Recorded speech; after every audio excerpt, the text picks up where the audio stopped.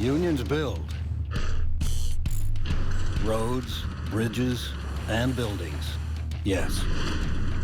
But with training and apprenticeship programs, unions build much more.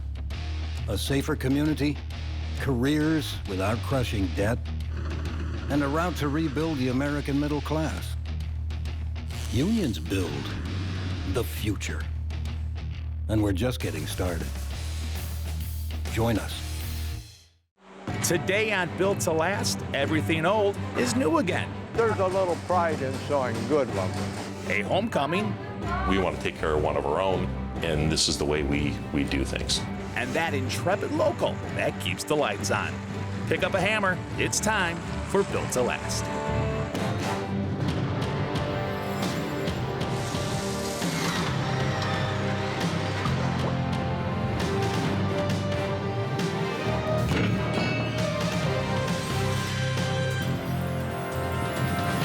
Built to Last is brought to you by the Chicago Regional Council of Carpenters Labor and Management Committee and Armstrong Ceilings. Faster, easier, better.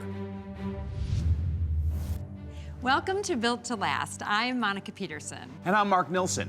We're here at the Chicago Regional Council of Carpenters Apprenticeship and Training Center, where the hands that build America are learning their trade from the ground up.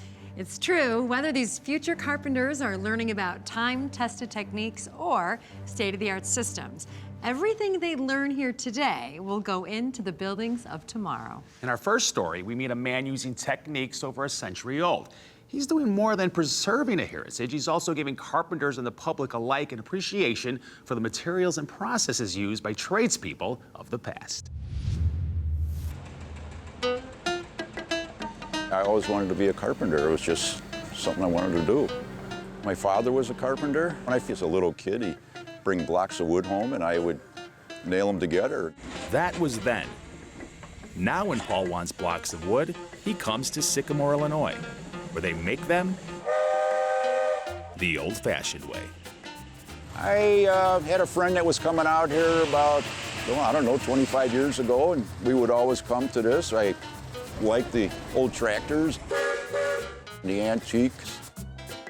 Northern Illinois Steam Power Club was organized in 1956 by some farmers who remember the days when steam engines were part of the daily life of farming. The club's mission is to educate about a bygone era through the preservation and display of antique heavy equipment. And when I retired, a friend of mine joined the club, and so I thought I joined the club too. The man that is in charge of running this, he was like 10 years old when his father and uncle bought it. Well, my dad was born 1891, and my oldest uncle was born 1882.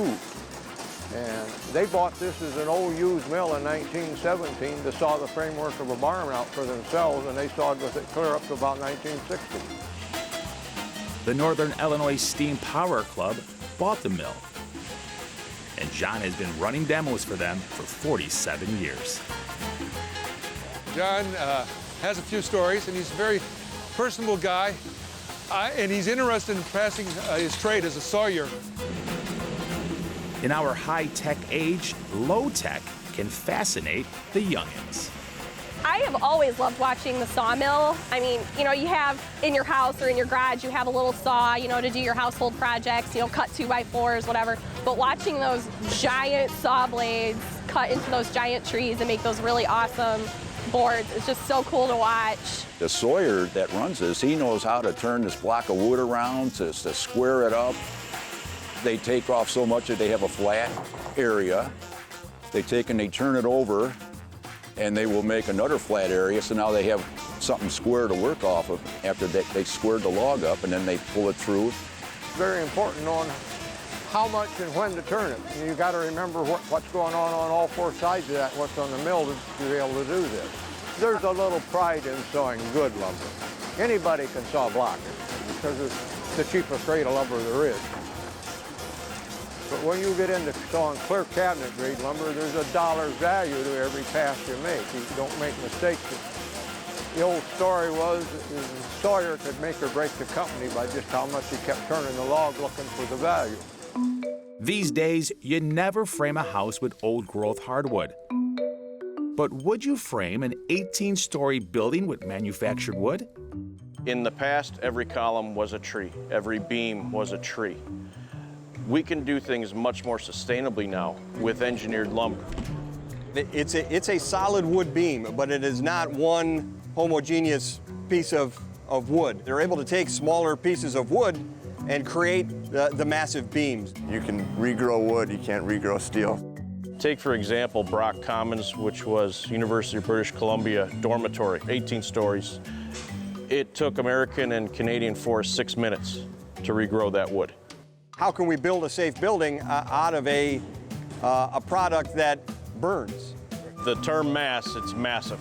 It's massive sizes of the timber, so you can get the strength characteristics that engineers need, and you get the fire resistance due to its size. They've done tremendous amounts of testing on the product, and they're able to prove statistically how the buildings handle fire. You've got that charring layer that then insulates the structural wood hidden inside. They're able to do the calculations and prove to the building officials that this can sustain a fire. They're still going to have their sprinkler systems in place.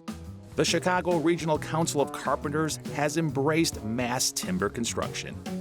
With mass timber popping up all over North America, it's important for the installer to be seen as a viable partner. So we wanted to have the training session, and we invited some contractors. They need to know the process. We have our curriculum in place, and we're doing our first build. We designed the building so that they run across every possible connection that they might run across in a full-scale building. At Armstrong Ceiling and Wall Solutions, we take great pride in making a positive difference in the lives of people. With the broadest portfolio in the industry and the technical performance to back it up, you can design and install with confidence. Our ceiling construction expertise, training, and pre-engineered ceiling solutions make it easy for you to seamlessly transition from one end of the building to the other. Improve construction efficiencies and keep every job on time, on budget, and on the mark with Armstrong Ceiling and Wall Solutions. Faster, easier, better. When you need a concrete contractor for your commercial project, you can't waste time waiting through countless unproven contractors who don't specialize in the job type you need or service your area. ConcreteIL.com lets you browse Northern Illinois' top contractors to find the perfect fit for your exact needs. You can filter our vetted list of contractors by both job type and location, and even request proposals directly through the site. Thinking commercial concrete? Think ConcreteIL.com. From bridges and trains to iconic high-rises, have you ever wondered who's powering Chicago? Unlike our sports heroes, they go unnoticed. Yet they proudly keep our businesses, homes, and great city running. IBEW Local 134 electricians and the electrical contractors have the experience, training, and reliability to keep Chicago open for business. As the timeless song goes, everything that's old is new again. This rings true even in the trades. Today, carpenters are employing state-of-the-art systems to build high-rises from materials that have been around for thousands of years. When a new market decides they want to try mass timber, their first question is, who do we have that can do it? You know, if this is an exterior wall and it's non-exposed, then you would have interior build-out. The attendees in the class right now are carpenters that are interested in what we're doing. And then our beam is going to have to slip over this. They want to learn and train on what's coming up so that they're prepared. So if there's a large demand for a couple buildings downtown, our members are capable of starting the project like right now. This is a mass timber mock-up at the training center down here in Illinois. So what number posts do we have here? We couldn't find a mass timber provider that would be able to supply us with the materials to do a building. And Woodworks was gracious enough to partner with us and get one of the manufacturers to engineer and build the building that we had designed to be done in our shop. We designed the building so that they run across every possible connection that they might run across in a full-scale building. So we have large posts, short posts, we have the CLT stairs, We have a two-deck system, so they have different practice setting the deck panels. We try to expose the guys to as many different situations in one 25 by 25 foot mock-up as they might find in the field. Get the holes lined up. The thought of the training is get them used to handling the material, rigging the material, see how it handles with the crane, how do things go together, proper means and methods. Everything is CAD drawn and CNC engineered before the mechanical trades get out there, which is where a lot of times our conventional construction jobs bog down. You're looking at more time up front with the design.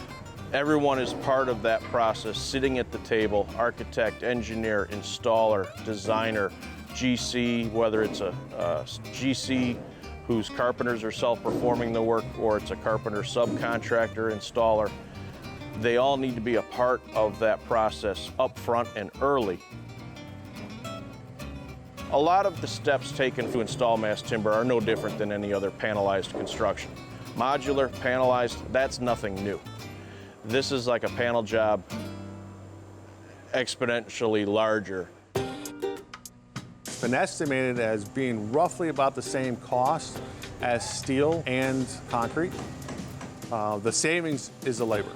When those panels come out, everything is already engineered and CNC routed for all of those mechanical openings. So while a little bit more expensive on the front end, you're going to make all of that up plus some in the speed of construction. Because on a mass timber job, it goes together extremely fast. It's kind of unique. It is both your framing and structure and your finished element all in the same piece. Here, for our flooring, rather than like a concrete deck, we're using, say, 7, 9 layers of 2x. So with us having a floor already made and we're just dropping it into place, fastening it, now the floors below can start work faster. Water mitigation is really the big new thing because you're putting up what looks like shoring, but it's also finished product and structure. Since it goes together quicker than concrete or steel, we can start bringing up the exterior curtain, the envelope, get that going. We've been here an hour and, you know, I believe this is the first time a lot of people in the room have ever seen it, you know, and it flies together. Everybody wants part of something new. So as this training continues and we continue to share this material out to the other training centers throughout North America, Woodworks, they're going to keep a database of qualified installers. We developed this program because we see what's coming. Hopefully we're able to take some of this new information and training back to our membership. It really takes our scope of work kind of to the next level of projects. At 85.4 meters high, Mia Storna in Brumunddal, Norway is now the world's tallest mass timber building. And I tried to push myself up, or even using the bushes to pull myself up. Couldn't move. Keeping restaurants and hotels up to date with the latest design trends is a constant challenge. Finding qualified contractors isn't at finishingchicago.com. We work with top designers and general contractors who use the latest painting, drywall finishing, and wall covering techniques in Chicagoland's premier hotels and restaurants. The hospitality industry relies on finishingchicago.com as its free resource to find quality finishing contractors. For a great finish, start with finishingchicago.com. 24/7, IBEW Local 9 linemen are there protecting you and your family. From the moment you wake up with a power in your home, on your way to work, lighting the way and easing congestion, plus keeping you safe with traffic lights and cameras. So the next time you're at a stoplight, pass under a power line, or just pull into your brightly lit neighborhood, think of your friends at IBEW Local 9. We'll continue to light the way for you. Meet us online at IBEW9.org. When tragedy strikes, family comes first. The brothers and sisters of the trade unions understand this perhaps more deeply than anyone else and are always there to support one of their own during life-changing times. Bruce is 59, he just retired, was healthy. There were no signs, there were no symptoms that Bruce was even sick or to anticipate something like this. I was just sitting out on my front porch, and I felt like the chair had collapsed from underneath me, and I just fell to the ground. And I tried to push myself up, or even using the bushes to pull myself up. Couldn't move. I knew my neighbor from across the street lets his dog out. He did hear me, and they did call 911. And then the paramedics came and took me to the hospital. A 6 a.m. phone call asked Justin and Kelly to come to the hospital. Bruce had come through, but he will have a long recovery. Seeing him laying in bed so weak and frail, it's very emotional. And But Justin, my husband, did an amazing job. I'm just so proud of my son. He took the bull by the horns. We decided that we were going to work on Bruce's house and started picking out paint colors, deciding what we were going to do with the bathroom. Justin took a week off, was here every single day working on this house. And Clark from the Painters Union came and was like, stop immediately. Stop. That's what we do. We're the Painters Union. I'm Clark Johnson. I am the Director of Marketing for Finishing Chicago. I'm actually was Bruce Kuhn's boss before he retired, so Bruce worked for me for 10 years doing promotional activities. my dad's been with the union for over 30 years. They're painters, they're tapers, they're decorators, but they're artists. They really have passion in the work that they do. Bruce is a great guy, and he's always smiling, happy. He did a lot of charity work himself, so it's very easy to give back to someone who gave so much to his union. He was a treasurer of his local. He just retired 6 weeks before the stroke, which was really difficult. He's in therapy, so he's recovering, so we're taking care of it before he gets home. Wheelchair ramp out front that's done by Langford Painting Division. We have the Painters District Council 14 apprenticeship program is doing all the work, donated their time. They put down a walk-in shower so he could do everything on his own. Knowing that the union was there for me, you know, it's a tremendous lift off my shoulders, and I can't thank them enough. What the union is doing is absolutely amazing. I think he's gonna love everything that we're doing and the union's doing, and he's just gonna be so thankful, I know it. Through the Finishing Contractors Association of Chicago, we're always willing to give back. We want to take care of one of our own, and this is the way we do things. Basically, my left side is paralyzed. When I saw Bruce, even though he's just like a couple of weeks post-stroke, when I evaluated him, fortunately, he has shown a good prognosis. It's one successful factor, really, to have a positive and motivating attitude towards rehab. I mean, family and friends and church and, again, the co-workers that really help him with this. Seeing the progress in the last couple months and the movement, it's a blessing. Bye, good luck, good luck. Thank you. My name's Jennifer, and I've known Bruce for about 2 years. We started dating about 4 months ago. So as much as we dated is as much as we've been going through the stroke episode. He's cognitively getting sharper, and so it's just really a blessing. Home sweet home. You guys did a great job. Bruce is a pretty emotional guy. He's a tough guy, but he is that soft, underbelly. And I think he's humbled by it because he's usually the one doing the work. He's volunteered on multiple projects. Do a little work like this. The wall was his idea, which actually was boards from pallets. Justin actually sat outside in the cold, ripping this thing apart, and then Langford Painting Division actually put up the wall. It's just overwhelming, all the people that donate their time to get my house in shape for me to be here, especially the ramp. Solid, with skilled labor. Just some of the most wonderful people I've ever met. Very graceful, very quick to jump and help, very sacrificing themselves. That's part of what the union is. It's actually uniting together to work for a common cause. There's no way that Jennifer, Justin, and I could have done all of this without the union. The support of friends and family helps a stroke survivor get well quick. My bosses, the Glazers, the apprenticeship program for DC 14, You know, they all came together and got this project done so Bruce can get home and to be comfortable. Of course, I'm going to invite them all back. We're going to have a party out back, and and that's how I hope I can show them my appreciation that way, by feeding them. When we come into situations like this, you got to be prepared for anything. You're always walking out, you're always looking up, looking for tree limbs hanging, ready to come down. When you have plumbing issues in your home, it can disrupt your whole routine. At Plumbers 911, we connect you with a highly experienced plumber in 5 minutes or less. We call it our 5-minute promise. All of our expert plumbers are highly trained, background checked, licensed, and insured, so you can feel confident that your job will be done right the first time. Our phones are open 24/7 to help solve your problem, day or night, at 1-833-PLUM-911. Plumbers 911, your plumbing connection. We are DeWalt. We're the ones who grind it out. The ones using materials from all over the world to build the things that build America, right here in America. And there's no place we'd rather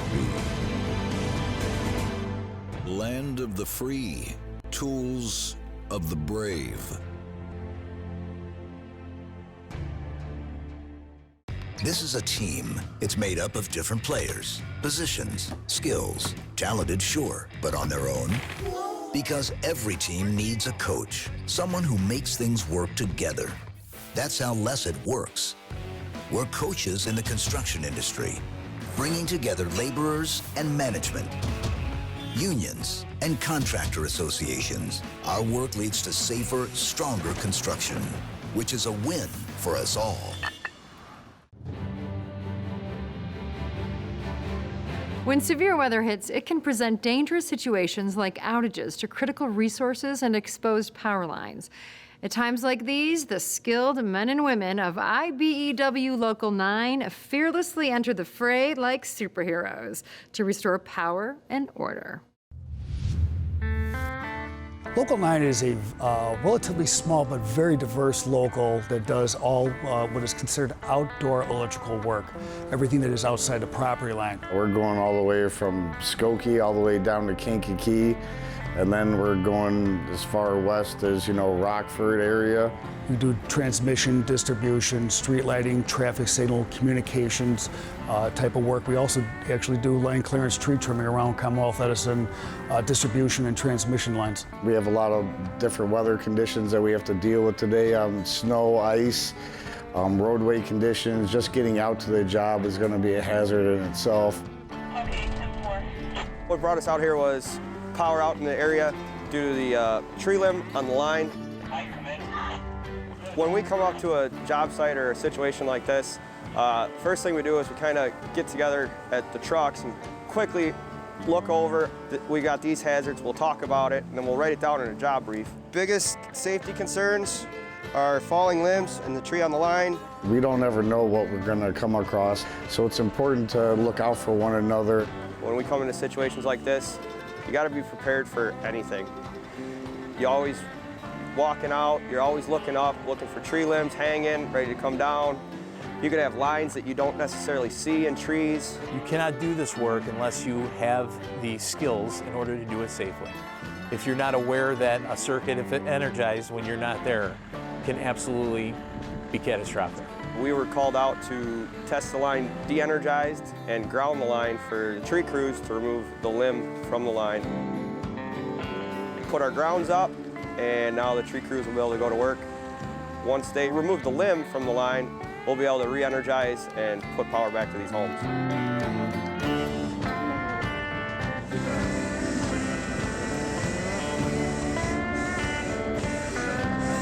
We're not always working in the best of conditions, and they get drawn out to long hours until all the customers' powers are restored. The linemen out there, they're definitely been called a special breed.